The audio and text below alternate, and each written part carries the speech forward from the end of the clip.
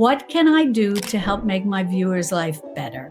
That's really all it boils down to. Just press record and just start, because you learn with each video. You just have to listen to your viewers. They will guide your journey as a creator. Most of the people who subscribe to your channel for what you have been offering them. And if you veer off that a lot, you're going to disappoint them. Is it possible to truly turn your passion into a powerful YouTube channel? Well, I'm so excited for today's Think Media podcast because we're talking to a creator who's generating over 1 million views and is about to hit 1 million subscribers on YouTube. Mary from Mary's Nest is the best-selling author of the Modern Pioneer Cookbook, a former New Yorker who's now living the simple life with her sweet husband in the Texas Hill Country. And she's been a modern pioneer in the kitchen for over 20 years. But she didn't start there. She started from zero, like we all do, sharing her passion, and has built a powerful community, has built a powerful YouTube channel, and is going to be sharing tips and insights of how she built the powerful, really, YouTube empire that she has today. So Mary, welcome to the Think Media podcast. Hi, Sean, and hi to your wonderful audience. Thank you very much for having me. And thank you for that very kind introduction. Well, I'm so excited to have you on. And, it's wild to be talking to you in this moment because I want to say, right, we go back 5 or 6 years and you eventually joined VRA. That's when you really were on my radar. But at the time, it was you hadn't really posted a video, or you were just starting to post. You're just building your confidence. But you fast forward to today, and a traditional publisher reached out to you, and congrats on your Thank book you. that's launching soon. That's available for pre-order. You already have the silver play button. You're going to get a gold play button probably this year. And you get messages and emails from people's lives being impacted. Plus, money's coming in. And so literally you're living this YouTube dream, but it took years. And I think that's what's encouraging as we get into these tactics. But I want to take it all the way back. What made you want to actually start YouTube in the beginning? Well, really, in the beginning, I had been teaching traditional cooking just right here in my kitchen, just to friends and neighbors, anybody who wanted to learn. I really feel very strongly about keeping these traditions alive. And my son was going off to college, and he and my husband said, gee, you really should put your cooking classes on YouTube. You're very passionate about this and you can reach a much broader audience. And so I thought, well, that'll be wonderful. I watched YouTube videos. I mean, I knew all about YouTube, but I had no idea how one made videos. And so I said, well, I'm just going to jump in and I'm going to do this and this will be wonderful. You always hear with YouTube, you can reach people all over the world. And I said, how great is that? And so I typed into the computer, into YouTube, how do you make YouTube videos? And you came up along with some other people. And I just, went through, watched your video, watched a few other people's videos. But I said to myself, boy, this Sean Cannell, he's great. He speaks my language because you're very basic. You break it down. It's not complicated. You don't feel overwhelmed that, oh, I can't do this. Some of the other people who teach this on YouTube, and nothing against them, but it's a little more, they sometimes make it a little more complicated and it's a little difficult to understand. But I liked you at a video. Okay, this is a cheap camera. And then in watching your videos, I learned that you had the course, the Video Ranking Academy. And so my husband got home from work and I said, I think I need to take this man's course because I need to learn how to do this and do it. And I also was thinking, I'm a realistic person. I recognize the fact that there's expense associated with all of this. And so I said, okay, I need to approach this as a business. I want to do everything I can for my viewers and give them a wonderful experience and always have them at the forefront and teach them and so on and so forth, and be serious about this and try also to create a business that would create income to offset the costs of the various things that come up. Because in learning from you, it becomes a lot more than just YouTube. I started a website and an email list, and I use WP Engine for my website because I wanted to make the experience for my viewers really nice and fast. But the more you grow, the more you have to upgrade. So it was just a wonderful combination of things that you offered in your Video Ranking Academy. How to do this as a business, and but at the same time, how to make the best experience for the viewer. And at the same time, how to make it easier for me to understand. And, I often say, if I can do this, I had no background in this. If I can do this and build this to the point, it'll be 5 years, the end of July. Anybody can do this, but you just have to follow your instructions. I've shared with you in the past that, sometimes we all have our own little egos, and we say, "Oh, I know what I want to do. I know how to do this and all." And I always tell my friends, "You know nothing." You have to follow what Sean tells you to do. And I'm an example of that because, just being an older person and not having a lot of experience with video and social media and all of it, it can be very overwhelming. But so that's how I got started. And I took your class in 2017, launched my channel in 2018 after I took your course, so I knew what to do. And I just have always followed your steps. I mean, I'm a little old fashioned, I know my titles are very basic. I'm not, what do you like, clickbaitish or fancy. I'm how to do X, but I learned from you about keywords and all of that. And my thumbnails, they may be a little old fashioned, but I'm me, I'm a little old fashioned. And I think people, and as you've taught, you have to be yourself. Don't try to be other people. Don't compare, so on and so forth. You can be inspired by other people, but the bottom line is you just have to do what you do and be yourself. And I really learned that from taking your class. And so I just went along, boop, boop, boop, boop, boop. And here we are almost 5 years later.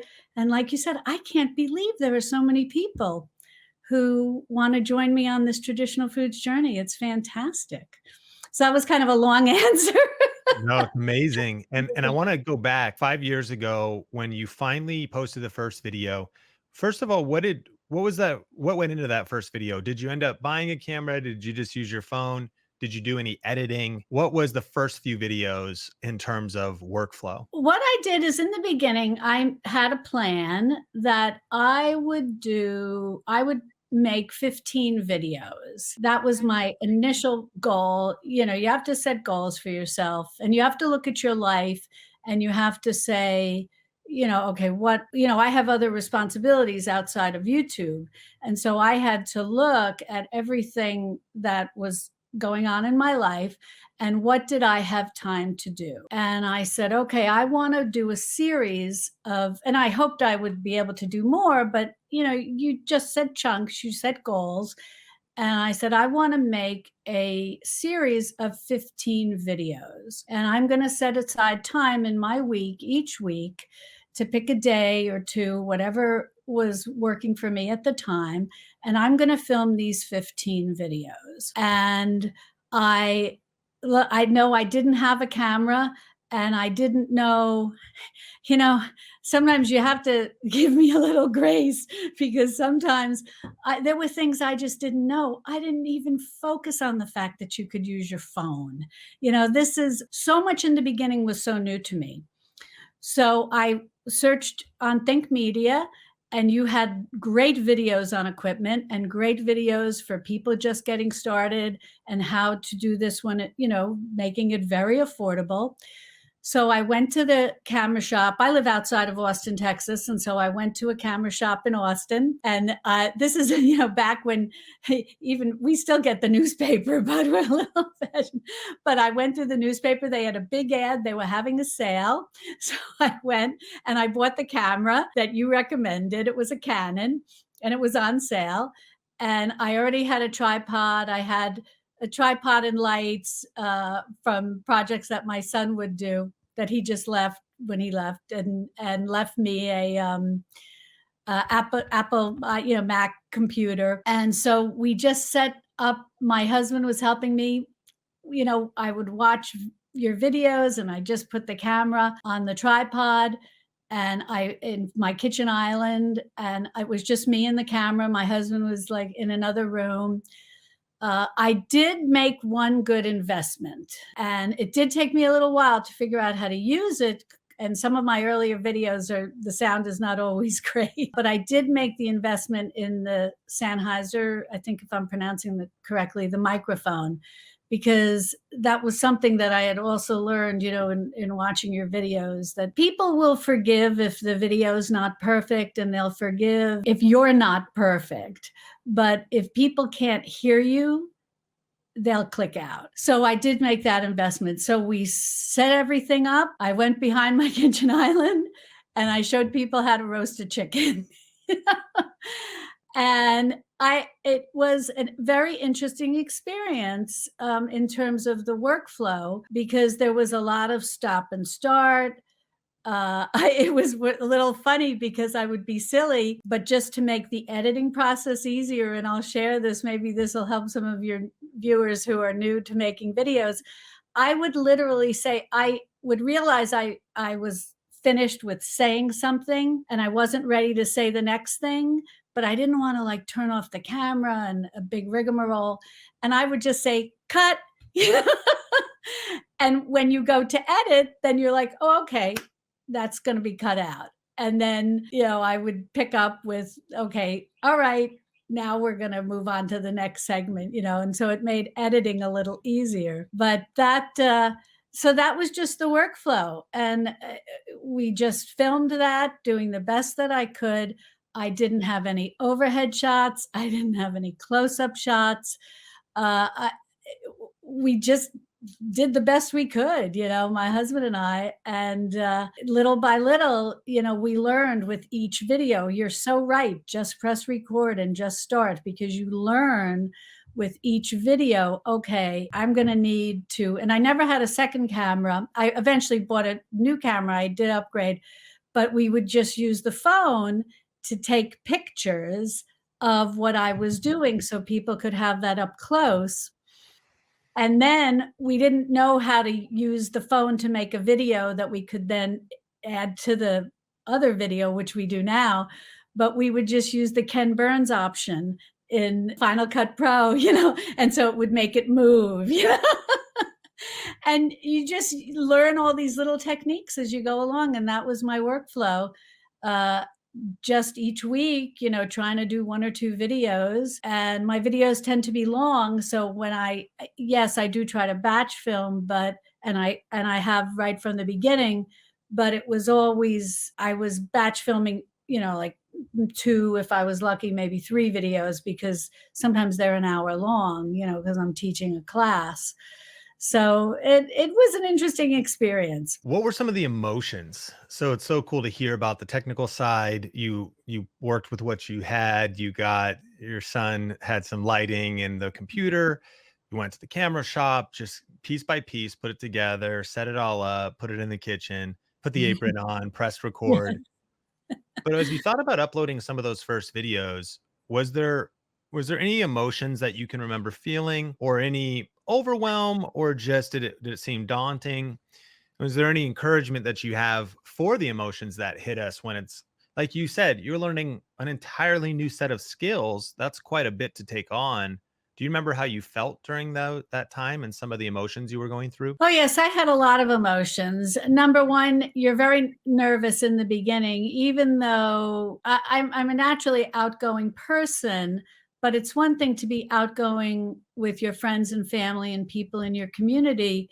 It's another to put yourself out there in a environment that you have no idea who's watching you. And then also too, I had emotions, like, will people in my community think I'm silly? That definitely was one, and people who might come across it from my church, and they would be like, "Do you like make a video or something? What are you doing?"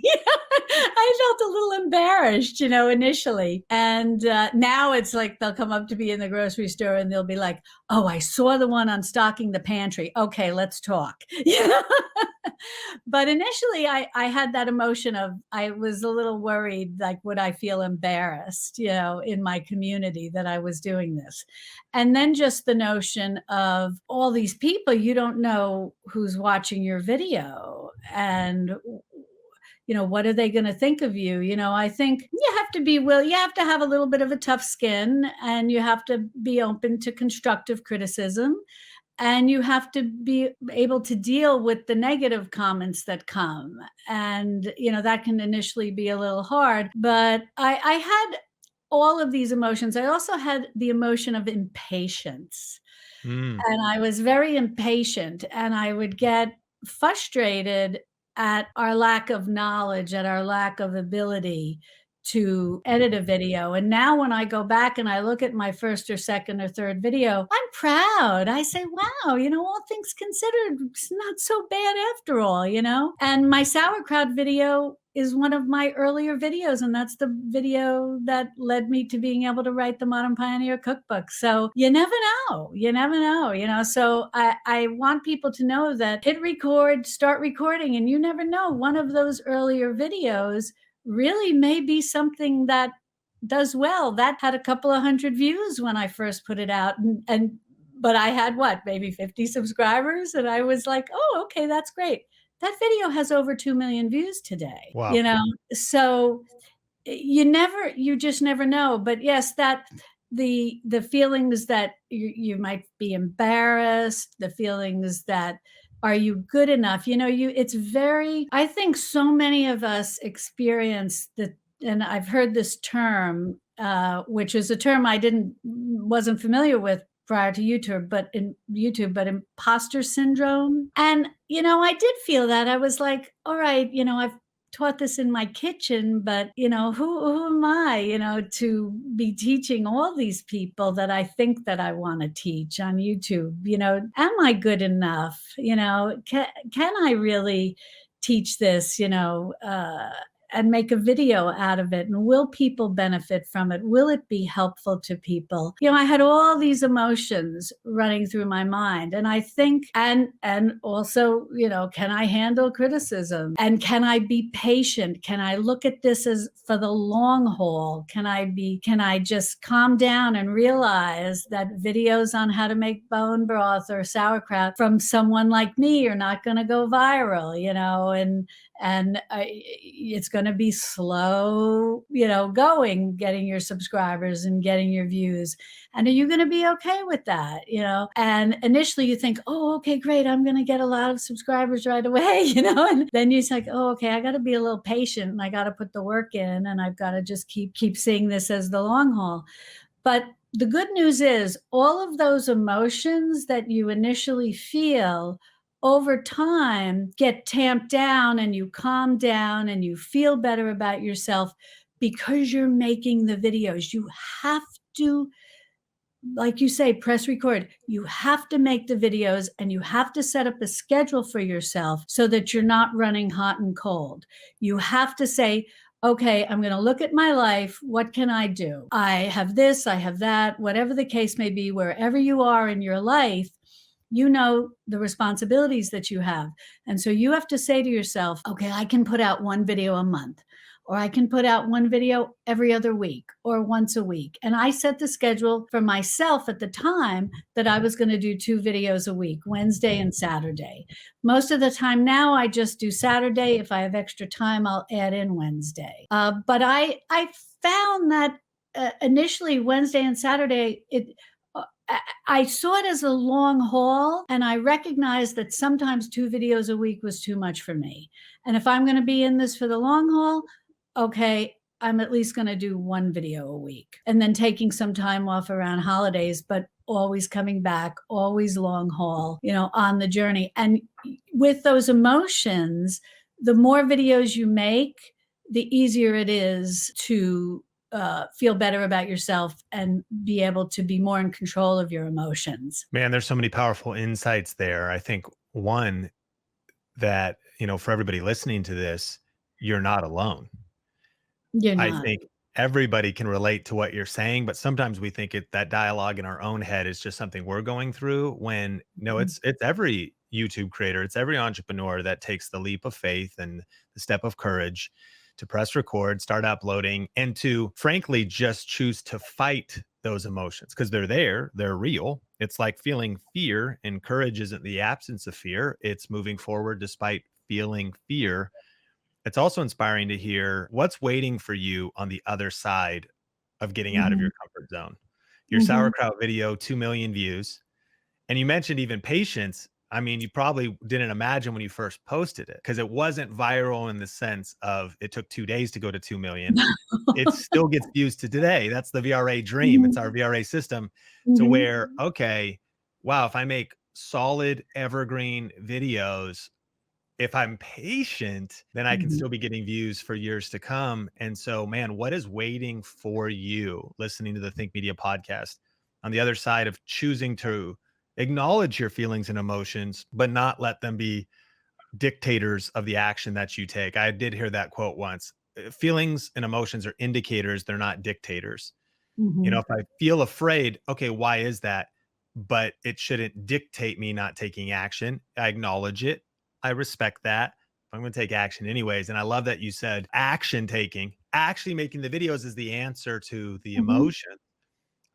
We can get so stuck in negative thought patterns, especially when we're idle. When all Mhm. we have time to do is to think about what we're not doing, we get in a procrastination loop or something, and then we beat ourselves up, and then we think about it more.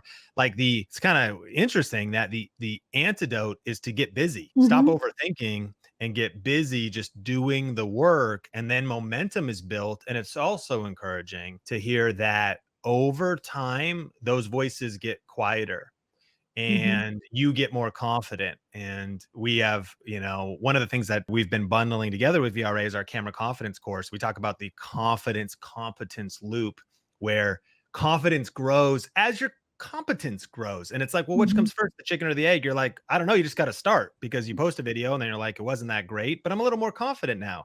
And then a little more confident, the next video is a little bit better. And then the skills get, and it's a loop that goes getting more skilled, growing more confidence, getting more skilled, growing more confidence. Mhm. And man, your journey has just been so encouraging.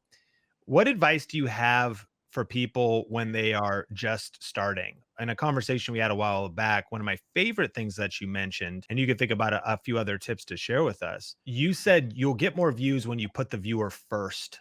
What does that Oh, mean to you? definitely. And from day one, it was always about the viewer. And, I make how-to videos. And I think that's very important. And I think it's something that we have to accept about ourselves that initially the viewers don't know who we are and they're not particularly interested necessarily in who we are.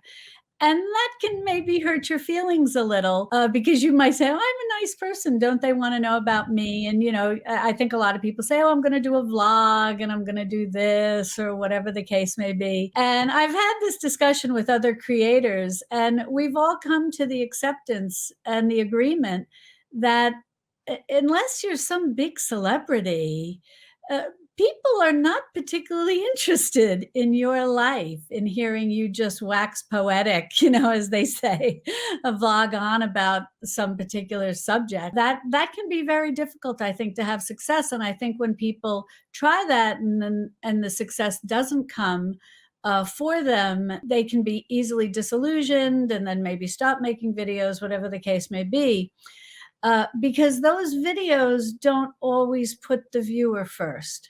It's not that people can't vlog, but if they do, it's going to have to be offering some value to the viewer. I do think that if you're starting out, starting with how to videos can be easier because you're offering some skill. You're offering to teach someone how to do something. And when that person is searching on YouTube for how to do something, you may come up. And I think that that's a very important thing to always have in your mind whenever you're making videos. How does this benefit someone? How does this benefit once you start to accumulate subscribers and viewers? How is this really going to benefit my viewer? How is this going to make their life better? What do they feel they're going to take away after they've watched my video? Is yeah, and so you always have to be running this through your mind when you start thinking of ideas of videos to create. And so, and I think that's very important. And I can't remember if it was Nolan or Omar on your team. They did a video, and this is what I love about Think Media and Video Ranking Academy is the simple things that you focus on that creators can do that are very manageable, and I truly believe is what helps you have success on YouTube. As I said, it was one of those gentlemen, and they explained about setting up your YouTube page, your home page, and to make it look attractive to someone who may watch one or two of your videos and then may click on your little picture to say, okay, I want to know, what's this lady all about? What's this man all about? And they come to your homepage. Make your homepage welcoming to the viewer. Have it say something. What is the viewer going to get? You know, I have on my homepage traditional cooking, learn traditional cooking for the modern pioneer in the kitchen, you know, something to that effect. It's always, you know, it's funny. I feel that it's just always about putting the viewer first. And I think that that can be hard for some people because people can say, oh, I have this story to tell or whatever the case may be. That's very nice. But will it benefit your viewer? If it's inspiring, that might be very beneficial. I learned very early on that if you lose sight of putting the viewer first, it's very difficult to have success on YouTube. I think that even people who are not doing how-to videos, like if you have some sort of entertainment, some sort of comedy, some sort of music, again, we are all, in a sense, entertainers. We are entertaining people either through how-to or something else. But whatever you're doing, always say to yourself, how is this going to benefit my viewer? This is not about me. I have to put myself on the back burner. This is about my viewer. What can I do to help my viewer? What can I do to help make my viewer's life better? You know, that's really all it boils down to. And you've done that so well. I'm curious, you mentioned as you made your channel attractive and you got clear these traditional cooking for the modern pioneer videos. What is your feelings on staying in your lane or staying in your niche?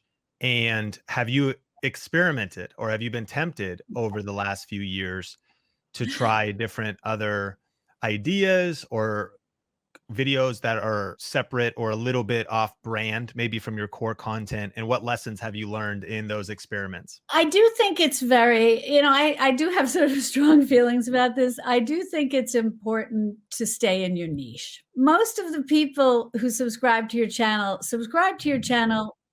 for what you have been offering them.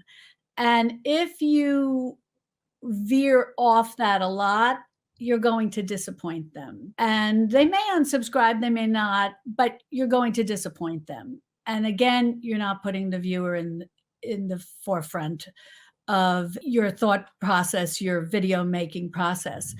And you can experiment within your niche, but it's good to experiment and maybe broaden your content based on what your viewers or your commenters are telling you. You know, like I do well with traditional cooking, but even within my subscriber base, and I think this is why I do have a lot of subscribers, yet my videos, none of them go viral. And they even will start slow, even to this day, but they grow over time. And it's because my viewers will say to me, because I get this in comments and emails all the time, all righty, I just finished your bone broth playlist. It's taken me 6 months, but I'm making bone broth. Now I'm coming back and I'm going to watch your fermentation videos. Yeah.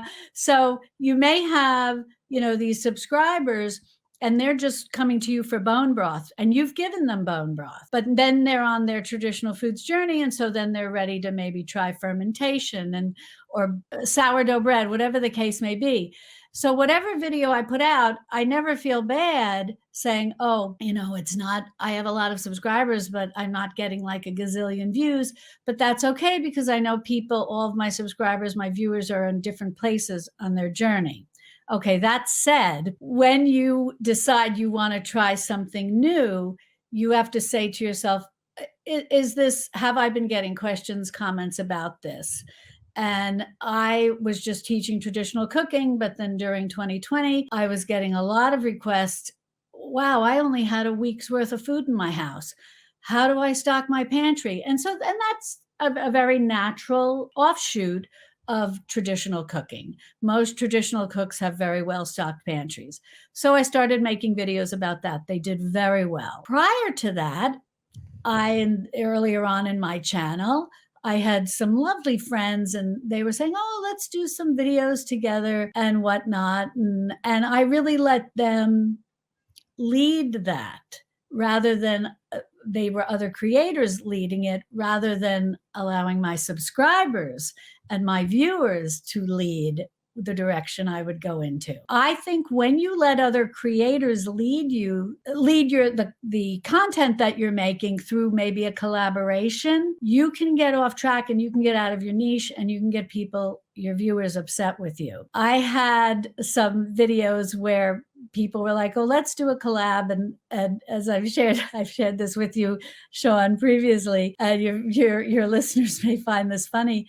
And they said, let's do a video on what we got at the thrift shop. And so I thought, well, this is really not cooking, but it's not really to do with the kitchen, but maybe the things that I buy or whatever will be of interest to people, because it's sort of in the traditional old-fashioned lifestyle, whatever. Oh, for heaven's sakes, did that backfire? I got comments and emails going, Mary, we love you, but we're really not interested in what you got at the thrift shop.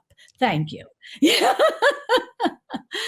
And I realized that I needed to be very careful about veering too much off my niche. And I have to always be loyal to my viewers, to my subscribers.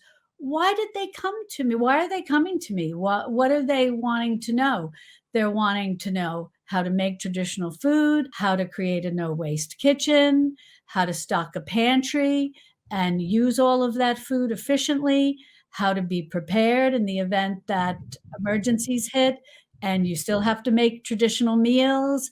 And so it's all under this umbrella.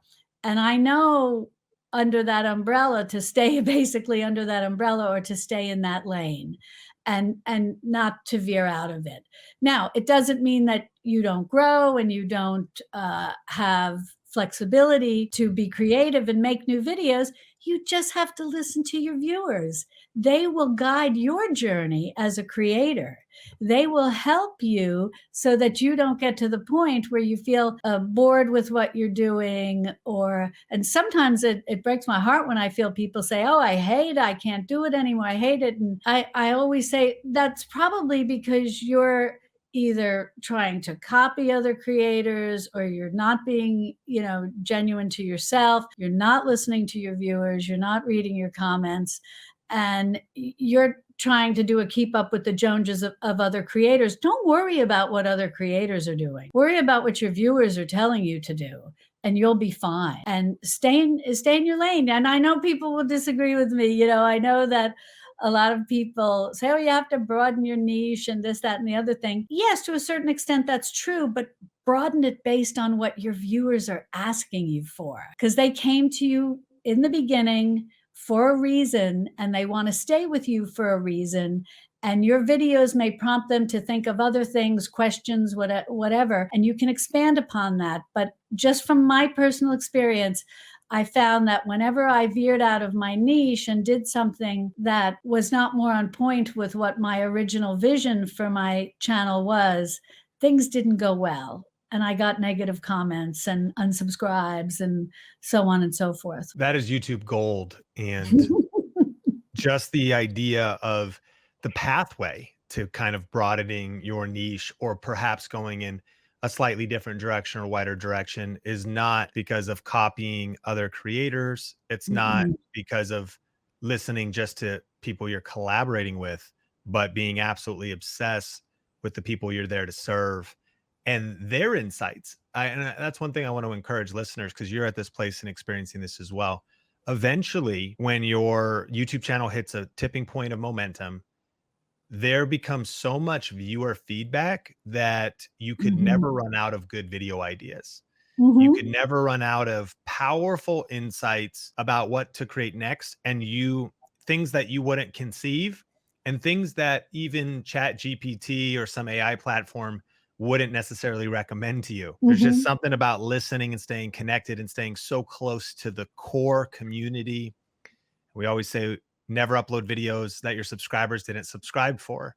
But if it feels Mhm. off brand, but your subscribers are telling you they want it, then that becomes the thread. And it's not a forced thread from some external following some trend. It's from the internal core. So I don't know about you, but I am super inspired listening to Mary and her story. Make sure you're subscribed and wherever you listen to the Think Media podcast, rate, review if you're on YouTube. Let me know your feedback in the comments, smash the like button. And I can't wait to connect with you right here on the Think Media podcast.